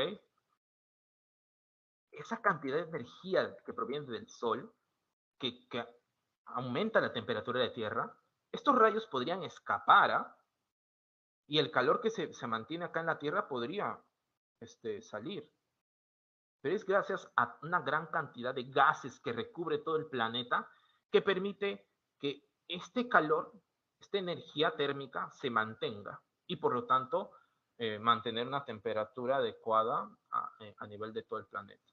En algunos lugares varía, en otros no. ¿Ok? Pero sin estos tipos de gases que son responsables del efecto invernadero, créeme que la Tierra en promedio no tendría la temperatura que tenemos, ¿no? Que podría estar entre promedio como 20 y tantos. Si no, sería menos 18. Ese sería el promedio. Pero es gracias a estos gases de efecto invernadero que sirven como una especie de capa que permite retener parte del calor a nivel de la Tierra. Vamos a ver con los principios inmediatos orgánicos. Acá vamos a hablar de biomoléculas, es decir, átomos unidos con otros a través de enlaces, pero son orgánicos, o sea que pertenecen ¿a qué? A la química orgánica. ¿Ok? Vamos a tener los primeros, a los carbohidratos. Los carbohidratos también se pueden denominar como glúcidos o hidratos de carbono. Profe, ¿por qué se denominan así? ¿No? Carbono, hidrógeno y oxígeno. Acuérdate de los átomos que componen a los carbohidratos. Los carbohidratos más sencillos vienen a ser los monosacáridos. ¿Ok? Vamos a tener por un lado a las conocidas como pentosas y por otro lado a las hexosas. ¿Ok? Profe, ¿por qué se denomina como tal? Quiero que observes acá las figuritas del lado izquierdo. ¿Ok? Contabiliza la cantidad de carbonos que observas. 1, 2, 3, 4, 5, 6. Ya pues, el término, el prefijo de hexosa, ¿a qué hace referencia? 6, ¿sí o no? Lo mismo acá. En la galactosa, 1, 2, 3, 4, 5, 6. En la glucosa, 1, 2, 3, 4, 5, 6. ¿Listo? Ahora pasamos por otro lado, vamos a encontrar las pentosas. Quiero que contabilices acá. Las pelotitas en rojo, pues hacen referencia a los átomos de carbono. ¿Ok? Contabiliza. 1, 2, 3, 4, 5. Desoxirribosa. 1, 2, 3, 4, 5. Ribulosa. Lo mismo. Pero en este caso van a ser las pelotitas de color gris. 1, 2, 3, 4, 5. Por eso se denomina peptosa. Son monosacáridos, son los azúcares más simples. Características: son solubles en agua y tienen un sabor dulce. Por eso es que tu frutita que comes, que tiene una gran cantidad de fructosa, dulce, ¿no? Por esta razón. Continuamos. Ahora pasamos con los disacáridos, que es la combinación de los monosacáridos. Pero vamos a encontrar solamente dos, por eso se denomina como disacárido. Pero ¿cómo se forma? Mira, tenemos la glucosa, un monosacárido, la fructosa, un monosacárido. Estos se unen, ¿ok? ¿Ves acá en rojito? Se unen y forman un disacárido. ¿Cuál es ese disacárido? La sacarosa. Profe, pregunta, pero ¿cómo se denomina este enlace que permite unir monosacáridos? Glucosídico, por favor, acuérdate, muy preguntado. ¿Ok? Profe, ejemplos más conocidos de disacáridos: la sacarosa, la lactosa y la maltosa. Ojo, estos tres, todos estos poseen glucosa. Todos, todos, por favor, ¿ya? Pero la sacarosa es más fructosa, la lactosa es más galactosa, sencillo de recordar, y la maltosa es más otra glucosa. ¿Listo? Simple, ¿no? Pasamos al siguiente. Vamos con los polisacáridos. Esto sí ya. Acá ya no has unido solamente dos azúcares simples. ¿No? Acá has unido varios. Por eso se denomina varios sacáridos. Y viene a denominarse más que todo como un polímero. ¿Un polímero qué es? Es una molécula grande que está compuesta de varios monómeros. Los monómeros son unidades repetitivas que se van concatenando una con otra. Profe, entonces si el polisacárido es un polímero, ¿cuál es su monómero? Los monosacáridos. Son estas unidades repetitivas. Características. Insolubles en agua y no tienen sabor. Funciones. Puede ser energética, puede ser estructural. Cuando nos referimos a estructural, es porque su función es más que todo porque forma parte de la estructura, ¿no? Forma parte de la arquitectura de algún componente, de alguna parte celular, ¿ok? Porque brinda soporte, permite darle forma a alguna parte de las células, del tejido, etcétera, etcétera. Por ejemplo, función energética. En las plantas vamos a tener el almidón, pues una reserva de energía. ¿Qué haces si al almidón lo comienzas a degradar? ¿Qué se libera? Glucosa. ¿Y la glucosa no te da energía? Claro. Pero ese es en plantas. ¿Y el glucógeno es en qué? Una reserva principal en animales. ¿Ok?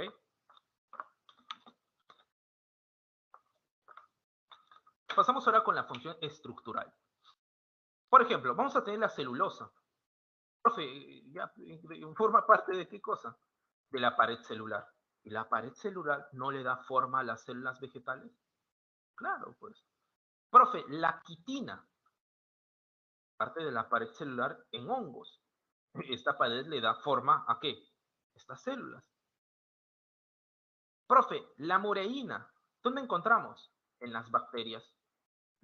Ah, profe, pero yo no lo conozco como tal, yo lo conozco como peptidoglucano. Ahí está sencillo. Peptidoglucano mureína. En bacterias. Pero hay otro casito, ¿ah? Tú cuando ves un escarabajo o cuando ves un insecto, no observas, o incluso un insecto, un artrópodo, ¿ok? Una araña, un arácnido, un insecto, un crustáceo.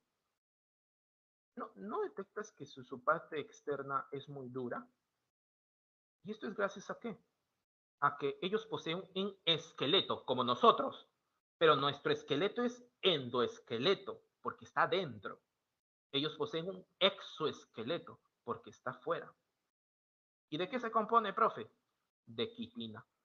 Le da esa dureza, le da ese soporte, le da esa forma a toda su arquitectura corporal. ¿Ok? Pasamos con el siguiente. Pasamos con los lípidos. Funciones de los lípidos, ¿cuáles son, profe? Reserva de energía. ¿Qué es energía, profe? Claro, ya es tu problema, pues si almacenas demasiada esta energía. Un momentito, por favor.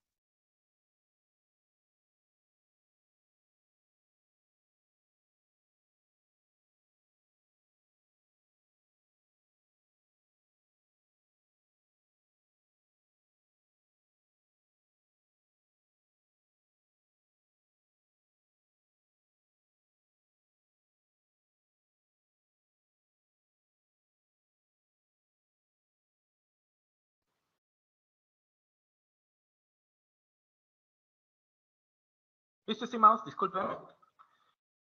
Pasamos con funciones. Reserva de energía, sí, una gran cantidad de energía, ¿no? Aislante térmico, claro, en los bebés, ¿no? Por ejemplo, los infantes, la grasa parda, ¿no? Adecuada para mantener el calor que se genera, la temperatura corporal en los infantes. Protección, también permite amortiguar golpes, ¿no? También, en el tejido subcutáneo, o sea, que está por debajo de la piel, en gran parte está compuesto de lípidos. ¿Para qué? Para amortiguar cualquier contacto que pueda generar daño a los órganos internos. ¿Listo? Estructural, claro, pues. Tus membranas, las membranas biológicas, la membrana celular, la membrana la membrana de las mitocondrias, del retículo endoplasmático, de los lisosomas, de los gloxisomas, ¿no se componen de lípidos? Exacto, función estructural. Tipos. Vamos a tener los lípidos simples y por otro lado los lípidos complejos. ¿Listo? Profe, ¿por qué se denominan lípidos simples y lípidos complejos? Te voy a comentar algo, ¿ya? Acuérdate, te dije que complejidad es algo es más complejo mientras que tenga una mayor cantidad de partes distintas. Los lípidos simples, algo que tú vas a encontrar en la mayoría de los lípidos, es que tienen alguna parte, alguna porción que es hidrofóbica. ¿Ok? En la mayoría de lípidos, esta gran parte que es hidrofóbica es toda esta cadena hidrocarbonada. Profe, ¿por qué es hidrocarbonada? Porque está compuesta de hidrógeno y carbono. Sencillo. A esto se denomina como ácido graso. Mira como el lípido de acá tiene un solo ácido graso y el de acá tiene 3 ácidos grasos. Profe, ¿y esta molécula que tiene acá? Es el glicerol. Profe, espere. Y acá tiene 3 ácidos grasos y acá está el grupo glicerol. ¿Este no es un triglicérido? Exacto. Ya sé que has escuchado este término, ¿no?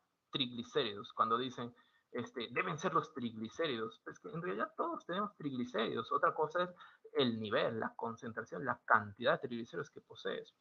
¿Ok? ¿Listo? Simples, ¿no? Se compone de ácidos grasos y el grupo glicerol. Vamos a tener un ácido graso saturado y un ácido graso insaturado. ¿Te lo han explicado en química ya? Que cuando tú observas que los átomos de carbono se pueden enlazar a través de un enlace simple, si solamente es un solo enlace, o un enlace doble, o incluso un enlace triple, ¿no? Un ácido graso saturado, ¿ok? Es cuando todos los carbonos están están unidos por enlaces simples. Y un insaturado, pues, puede poseer, pues en realidad no todo está por enlaces simples. Puede poseer 2 enlaces dobles, 3 enlaces dobles, etcétera, etcétera. ¿Ok? Por eso si a ti te dicen un lípido simple saturado, es porque ya sabes que todos sus ácidos grasos, ¿qué son? Poseen enlaces simples. Así de sencillo. ¿Ok? Acá tenemos los triglicéridos y las ceras. ¿Ok? ¿Listo? Continuemos. Vamos con los lípidos complejos. Acá hay algo un poquito más, ¿no? Ya tenemos el ácido graso y tenemos el glicerol. Mira, quiero que observes el ácido graso y el glicerol. Pero posee acá una cabecita, ¿no? Y acá dice R. ¿Por qué R, profe? Este R puede ser diferentes moléculas, de diferente tamaño. ¿Y por qué te pongo R y no te pongo una molécula? Es decir, porque hay diversas. Diferentes moléculas se agarran aquí, se unen acá y forman un nuevo lípido. Pero te estás dando cuenta, posee glicerol, posee su ácido graso y una molécula más. Es decir, es más complejo que los simples. ¿Ok? Y la mayoría de estos, ¿dónde los encontramos? En las membranas biológicas. ¿Dónde encontramos la mayoría de lípidos simples? Como reserva energética. Tú ves un adipocito, que es una célula del tejido adiposo. Dentro de estas células tú encuentras vesículas que almacenan estos lípidos como reserva energética. ¿Ok? Y los esteroides también, que si bien es cierto no tienen una estructura similar en cuanto a los ácidos grasos, pero tienen algo que los asemeja al resto de lípidos. Es que poseen una gran proporción, una gran parte que es hidrofóbica, rechaza el agua, ¿no? Es difícil de que se solubilice en agua. Y vamos a entender el colesterol, el estradiol, la progesterona, la testosterona. Y justo estos 3 últimos, ¿qué son? Son hormonas esteroideas. Son hormonas, regulan el funcionamiento de ciertos procesos fisiológicos. ¿Ok? Pasamos ahora con las proteínas. ¿Qué son las proteínas? Las proteínas son, tú ya sabes que son polímeros, ¿verdad? Las proteínas son polímeros de aminoácidos. O sea, son aminoácidos que están unidos unos con otros. Exacto. Ves acá un aminoácido, una proteína, un polímero de aminoácidos. Profe, ¿por qué se denomina aminoácido? Mira la estructura, amino, un grupo funcional amino. ¿Dónde está ese grupo? Aquí, nitrógeno, hidrógeno. El grupo ácido, el ácido carboxílico. ¿Dónde está, profe? Aquí, carbono, oxígeno, oxígeno, hidrógeno. Ese es un grupo carboxílico. Todo aminoácido posee un carbono central. Y a partir de este carbono central, está unido un grupo amino, está unido un grupo carboxilo, está unido un hidrógeno libre y está unido esto, que se denomina como radical. Profe, ¿qué es R? ¿Qué molécula es? Es que R hace referencia a diferentes tipos de moléculas. Aquí puede variar. Y es el radical el que permite distinguir ¿a qué? A los aminoácidos. Profe, no entiendo. Ahora vamos a ver, ojalá no me gane el tiempo. A ver, a ver. Vamos a poner acá.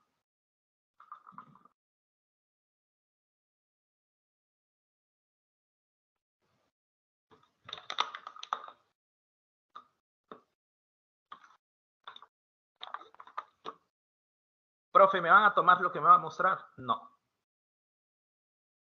Pero quiero que entiendas esto.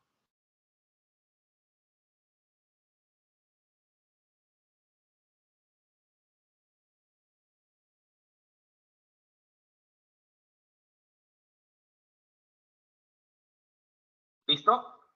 ¿Ves todos estos? Todos estos son aminoácidos. Alanina, arginina, asparagina, ácido aspartico, cisteína, ácido glutámico, glutamina, glicina, etcétera, etcétera.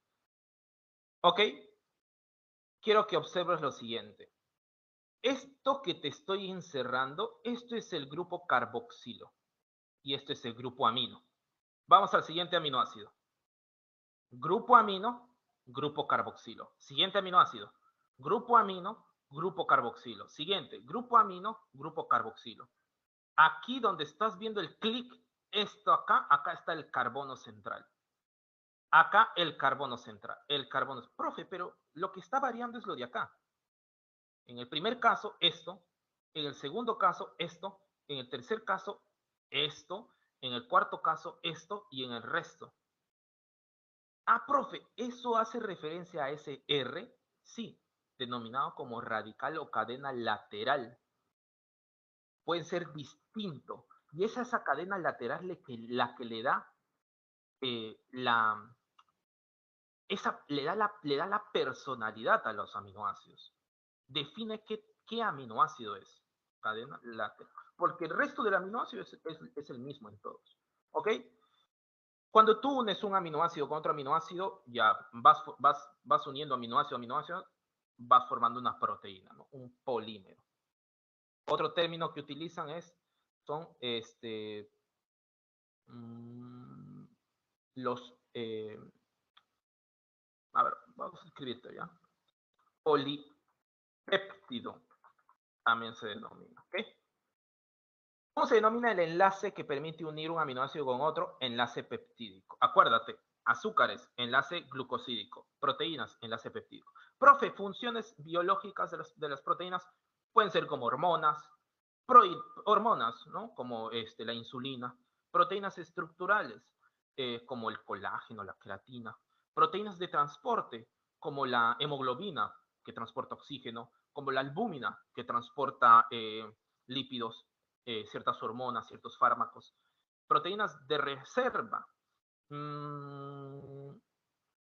A ver, proteínas de reserva.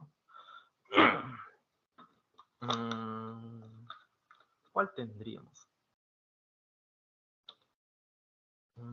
Podría ser la albúmina también. Sí, podría ser la albúmina también. Proteínas de defensa, los anticuerpos, también denominados como inmunoglobulinas. Proteínas motoras que permiten el movimiento de alguna estructura de un lado hacia otro, como las quimiosinas, como las miosinas, como las dineínas y miosinas, por ejemplo. Enzimas que permiten transformar una molécula en otra, por ejemplo, las enzimas digestivas que permiten transformar el alimento. Las toxinas, el veneno de serpiente posee varias toxinas. Toxinas, ¿qué se refiere? En este caso, proteínas que alteran ¿sí? Perjudicialmente las funciones de algún ser vivo. Vamos con los niveles de estructuras de las proteínas, mira. Si tú unes a varios aminoácidos con aminoácidos con aminoácidos, supongamos, mira, ves acá, ¿no? El primerito. Mira, mira cómo está en el primerito. ¿Ves esta cadena? Esta cadena. El primerito, ¿qué es? Azul, celestito, moradito, rojito. Profe, ¿qué son estos? Estos son aminoácidos. Supón que azul es alanina. Celestito es arginina. Moradito, asparragina. Rojito, ácido aspartico o denominado también como aspartato. Ojo, por favor, no te van a tomar ninguno de estos, es imposible. Pero te doy este ejemplo para que lo entiendas, ¿ok? Porque cuando a veces les digo estructura primaria, vuelan, porque no saben, no entienden gráficamente cómo se compone una proteína. Por lo tanto, bajo el siguiente ejercicio, ¿tú qué me dices? Esta proteína, ¿cómo inicia? Inicia alanina, el siguiente arginina, el siguiente asparragina, el siguiente ácido aspartico. Luego, si yo veo este rojito, ¿tú qué me dices? Aspartato. Si ves un celestito, ¿tú qué me dices? Arginina, y así sucesivamente. La estructura de la primaria de las proteínas hace referencia a la secuencia de aminoácidos. Te estoy diciendo la secuencia, cómo están ordenados, cuál es el orden.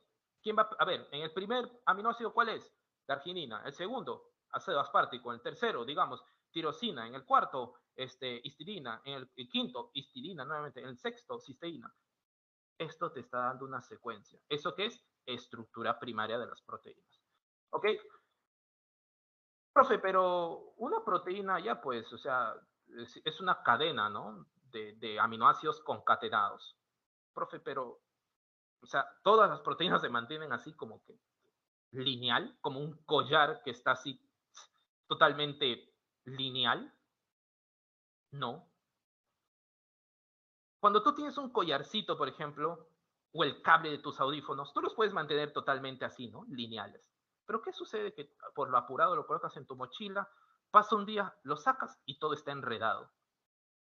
Lo mismo sucede con las proteínas. El hecho de ser lineal, con el paso del tiempo comienzan a enrollarse diferentes partes. ¿Ok? Pero esta forma en la cual estos se comienzan a ordenar en el espacio tiene niveles. Cuando son ciertas regiones locales, ciertas partecitas de la proteína y comienzan a ordenarse en el espacio, eso es estructura secundaria. Y hay dos tipos.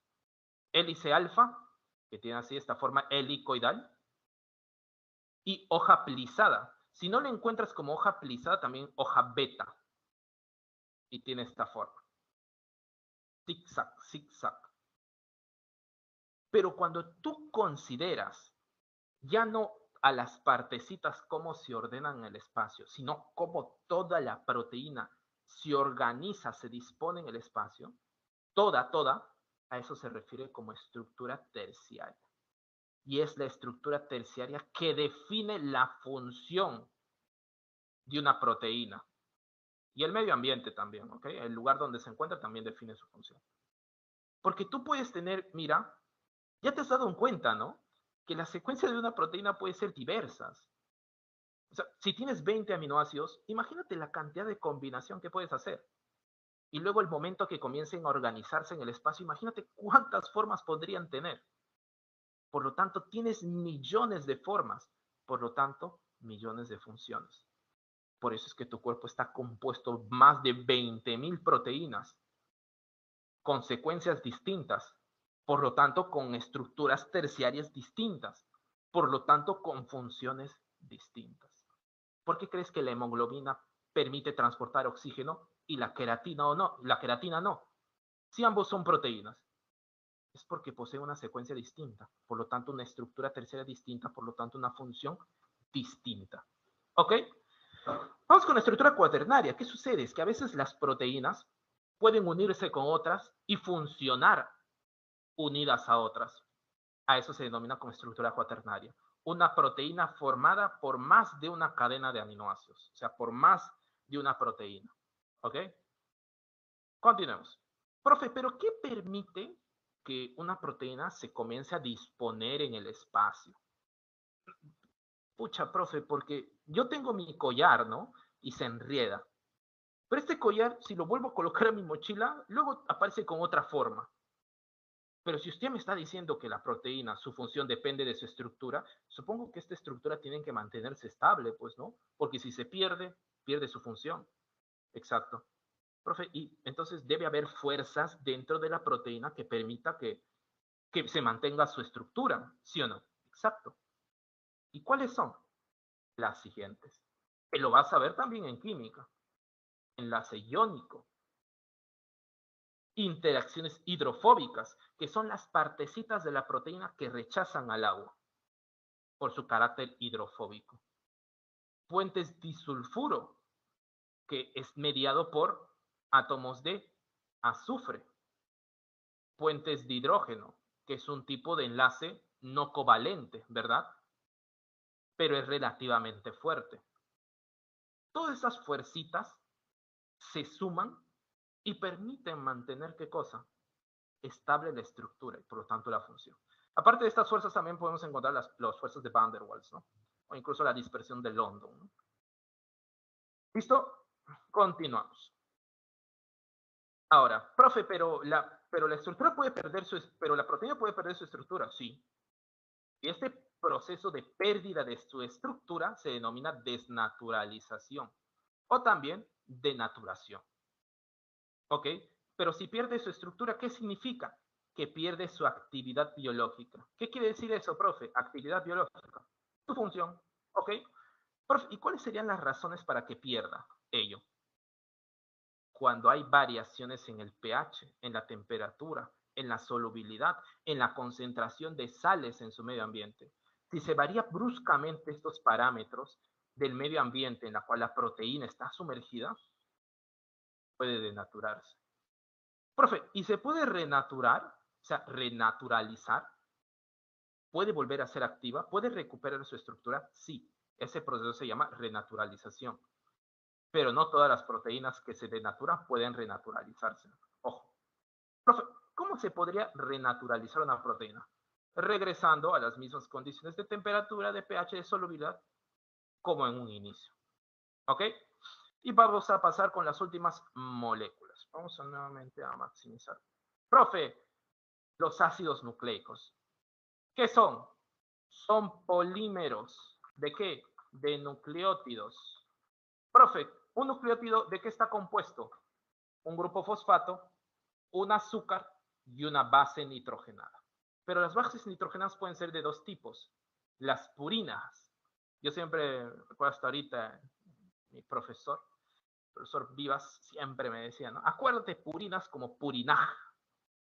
Purinaj. De esa forma ya sabes que es adenina, la A, y guanina, la G. Purinaj. ¿Ok? Y las pirimidinas son el resto, pues. Citosina, timina y uracilo. Diferencias. Las purinas se componen de 2 anillos, las pirimidinas de 1. ¿Ok? Esas son las variaciones a nivel de la base nitrogenada. Pero a nivel del azúcar que posee, puede ser de 2 tipos. Este azúcar sí o sí es una pentosa. ¿Ok? Es una pentosa. Pero puede ser una ribosa o puede ser una desoxirribosa. Profe, ¿cuál es la diferencia? En la ribosa posee ¿qué cosa? Un grupo hidroxilo en el carbono 2. ¿Cómo carbono 2, profe? ¿Ves estos números con una prima, ¿no? 1', 2', 3', 4', 5'? El átomo de carbono que observas acá, aquí, este simbolito que ustedes saben acá, eso se denomina como prima, ¿no? Por eso dice 1', 2'. Carbono, otro carbono acá y otro carbono acá. ¿Dónde se encuentra ese grupo hidroxilo? En el carbono 2 en la ribosa.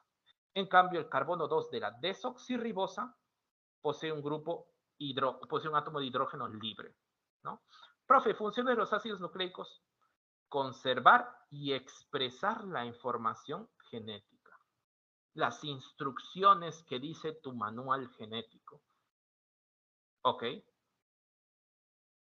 Ahora, los ácidos nucleicos pueden ser dos tipos, ARN y ADN. ¿Ok? ¿Qué sucede con las bases nitrogenadas? Pueden unirse mediante puentes de hidrógeno. Eso se denomina como complementariedad de bases. La adenina puede unirse a la timina y la guanina a la citosina y viceversa. Recuerda siempre, adenina, timina, citosina, guanina. Se lo voy a colocar, pero grande, ¿ya? Para que te acuerdes. Ahí está. ¿Listo?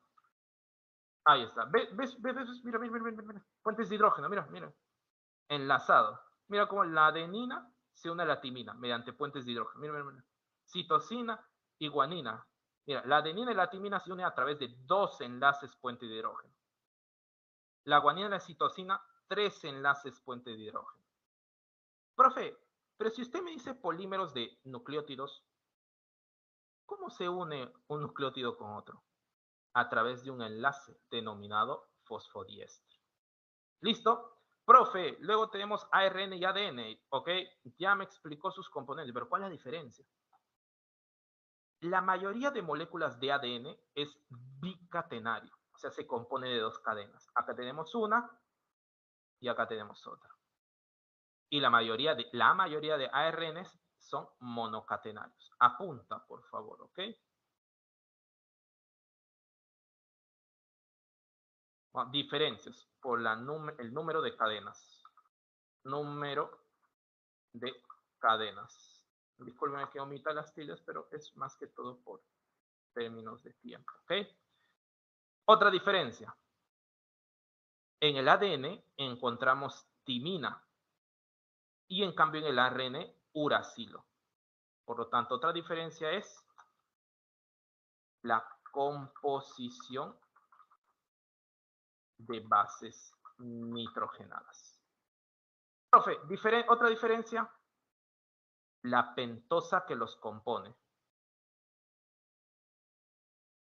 Paramos. ¿Sabes por qué se denomina ácido ribonucleico? Porque la pentosa que posee es una ribosa y se denomina ácido desoxirribonucleico porque la pentosa que posee es una desoxirribosa. Por lo tanto, otra diferencia es por el tipo de pentosa. ¿Ok? Profe, tipos de ARNs. Vamos a tener ARN de transferencia, ARN mensajero y ARN ribosómico. El ARN ribosómico forma parte del ribosoma. Ah, profe. Ah, ya entendí. Por eso es que el ribosoma es un ejemplo de complejo macromolecular, ¿verdad? Sí, porque compone ARN, que es una macromolécula, y compone proteínas, que es una macromolécula. ¿Ok? El ARN del ribosoma. Profe, el ARN mensajero, ¿para qué sirve? Porque ARN mensajero transporta el mensaje. ¿De dónde? De los genes. ¿Hacia dónde? Hacia los ribosomas. Profe, ¿y cuál es el mensaje? Sintetizar una proteína que va a cumplir una función. ¿Ok? Profe, pero para que se sintetice una proteína en el ribosoma, ya pues, si yo hago un polímero, yo tengo que traer los monómeros, ¿no? Si yo hago una proteína, tengo que traer los aminoácidos. Profe, ¿quién los transfiere? ARN de transferencia los trae. ¿Listo? ¿Listo, estimados? Ahí. Acá, entonces, culminaríamos esta partecita y vamos a tratar de aprovechar el tiempo que nos queda para resolver las preguntas, ¿ok? A ver, siempre tengo este problema de que no recuerdo hasta las clases siempre a qué hora termino. Ya. 11:55, ¿no? Tenemos 10 minutitos. Suficiente. Vamos a apagar la camarita para que no se laje. A ver, vamos a ver. ¿Dónde está? Aquí está.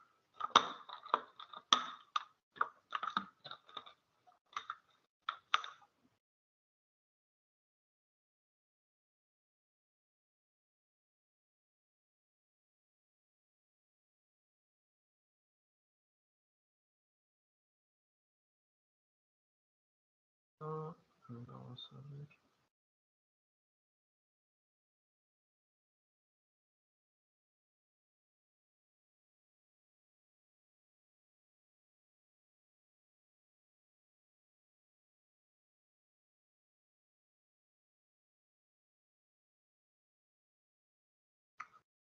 Listo, estimados. Acá vamos con las preguntas, vamos con las preguntas.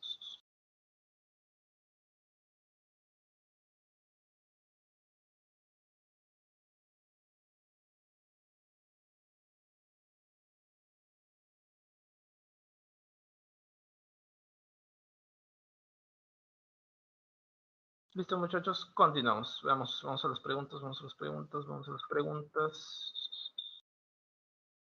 Y... Listo, muchachos. Estas preguntas las formuló su servidor, ¿no? Ahora vamos a ver qué tan preparados están. Para las siguientes clases, por favor, solicito su apoyo en el chat, su participación. Es recomendable que se confundan aquí que en su examen, ¿ok? Vamos a ver. Veamos, ¿qué nos dice la primera, no? ¿Qué nos dice? Debido al aumento de casos de envenenamiento por mordedura de la serpiente Botrops atrox, es algo que recomiendo a todos los alumnos. Si quieres repasar un poquito de biología, no vayas ahorita, ¿ya? Ve cuando ya estés en la semana 10, la semana 12, pero si tienes el acceso a poder ir al Museo de Historia Natural que queda en Arenales, que forma parte del Museo de la Universidad Nacional Mayor de San Marcos, al costado del Rebagliati, ve, con una forma de repasar lo que vas a estar aprendiendo en cuanto a zoología y botánica. ¿Ok? Repasa ahí. ¿Qué nos dice? Uno, debido al aumento de... Y si deseas, en la parte de abajo está el serpentario, ¿no? Ahí tenemos diferentes serpientes, ¿no? Debido al aumento de casos de envenenamiento por mordedura de la serpiente Botrops atrox, justo hice mi tesis de pregrado aquí y también la tesis de maestría. Botrops atrox, conocido como jergón. En comunidades rurales de Madre de Dios. Se entrevistó a un grupo de especialistas en el tema, ¿no? Uno de ellos comentó lo siguiente: generalmente esta serpiente busca su alimento durante la noche.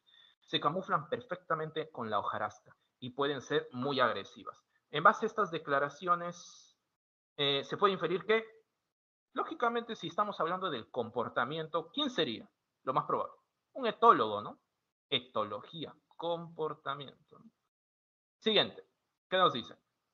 El tracto gastrointestinal responde a la ingesta alimentaria mediante la secreción de enzimas digestivas. El alimento ingresa, ¿tú qué haces? Degradarlo, pues. Es decir, las enzimas digestivas no se producen siempre, sino que responden a un estímulo. ¿Eso qué es? Irritabilidad. Asimismo, la síntesis de tales proteínas es regulada, es controlada por hormonas como la gastrina, la secretina o la colecistoquinina. Este último fenómeno ejemplifica una de las características fundamentales de los seres vivos. ¿A cuál hace referencia? Estás regulando cómo responde a ese estímulo, ¿qué es? Coordinación. ¿Ok? Pasamos con la 3. ¿Qué nos dice la 3? Las tetraciclinas son antibióticos, son utilizadas en el tratamiento de algunas infecciones bacterianas de la piel, urogenitales, gastrointestinales y respiratorias. Estos antibióticos evitan el crecimiento bacteriano gracias a la inhibición de la síntesis de proteínas.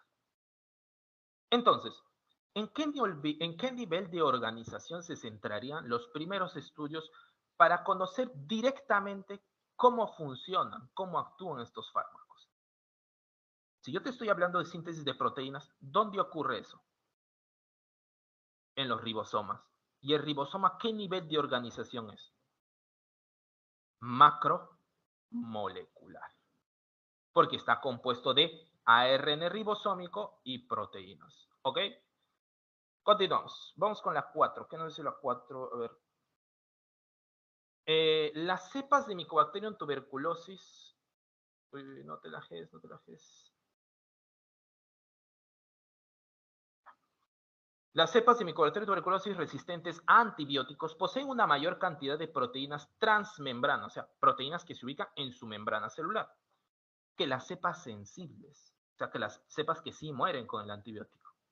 Para conocer los mecanismos de resistencia, o sea, cómo es que logran cómo logran resistir a este antibiótico, diferentes científicos proponen que Algunas proteínas transmembrana podrían actuar como poros u agujeros por donde expulsan los antibióticos. Es decir, tú eres bacteria, entra un antibiótico. ¿Qué haces?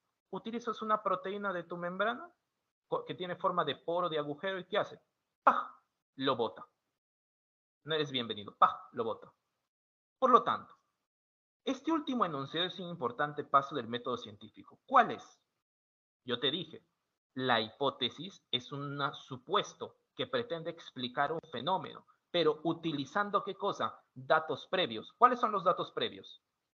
Que se ha visto que las cepas de Mycobacterium tuberculosis resistentes a antibióticos que poseen una mayor cantidad de proteínas de membrana. Este es tu dato previo. ¿Y cuál es el supuesto? Que algunas proteínas podrían actuar como poros o agujeros por donde expulsan los antibióticos. Por lo tanto, ¿cuál es? 4, barquito, ¿no? Bicampeones, con A de alianza, ¿no?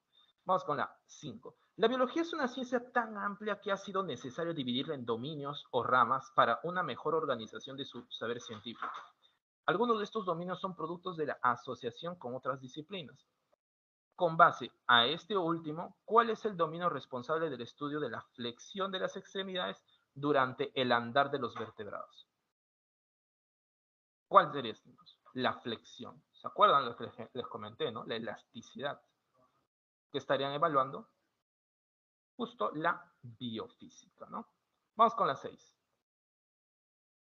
La deficiencia de vitamina B12 en los rumiantes puede concluir en manifestaciones clínicas como inapetencia, pérdida de peso, anemia e incluso la muerte. Esta vitamina es sintetizada por bacterias rumiantes y participa en el metabolismo de aminoácidos, ácidos grasos y glúcidos.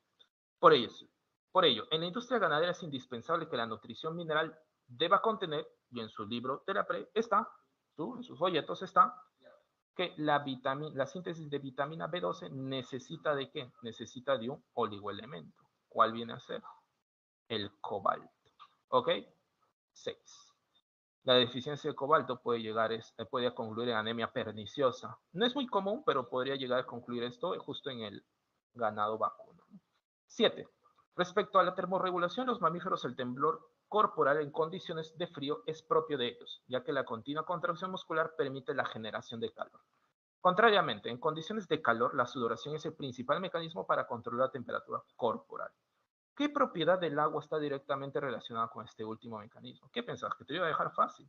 ¿Que te iba a poner alto calor específico? No, pues, estimado, tienes que interpretar la respuesta. ¿Qué nos dice?